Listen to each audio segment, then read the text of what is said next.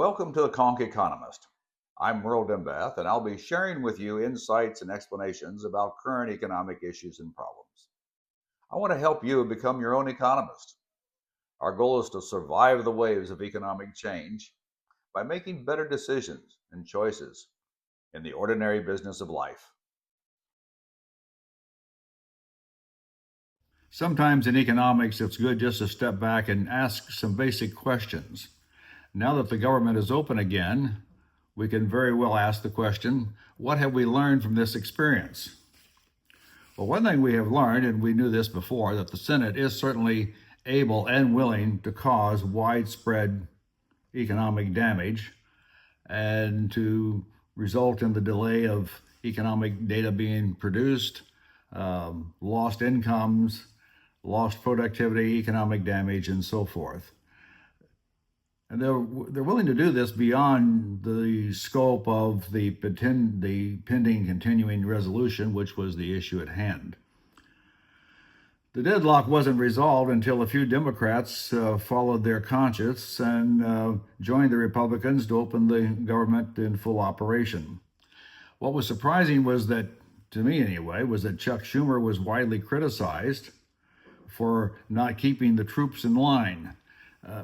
Are the senators expected to be a bunch of blind sheep and just follow whatever the political boss says? That's not why we elected them. We wanted them to make independent judgments as to what is in the best interest of the country. I don't think that Senate leadership should be the same thing as a dictatorship, just to follow some political boss. Are we going to have to see this again? This could happen again in January. Why does Congress do this? Why are we in this kind of mess? Other nations don't close down their government. I don't know why we should do this. Well, what else have we learned? Another good question. Do we need time for term limits for members of Congress? Expensive old folks home. 33 senators are over 70 years of age. The situation is pretty bad in the House, too.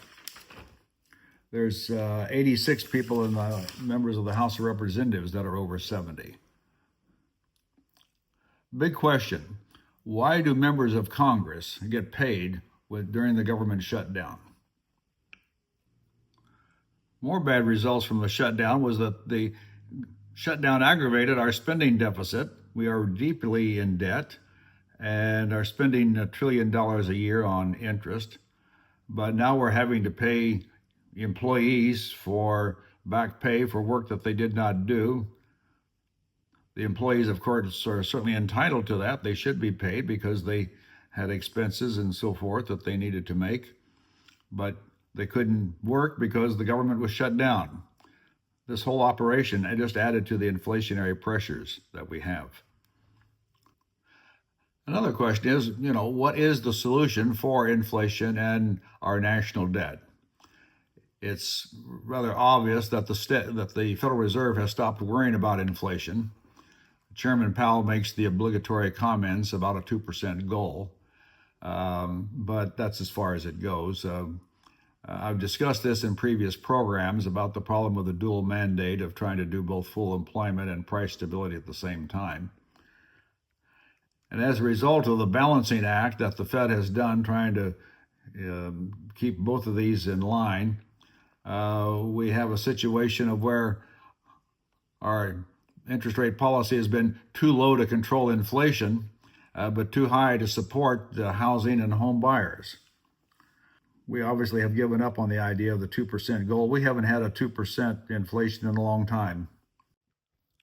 Bottom line, inflation has exceeded 2% for over 7 years. It's been running at the rate of 3% for the last 12 months. And in one of my previous programs, I pointed out that it's been like that for 7 years. It's interesting to point out that 3 college football coaches have been fired so far this season because of poor team performance. Apparently, the requirements for Federal Reserve chairman are less demanding. Powell is still in his job. Housing is unaffordable. Inflation is running at 3%.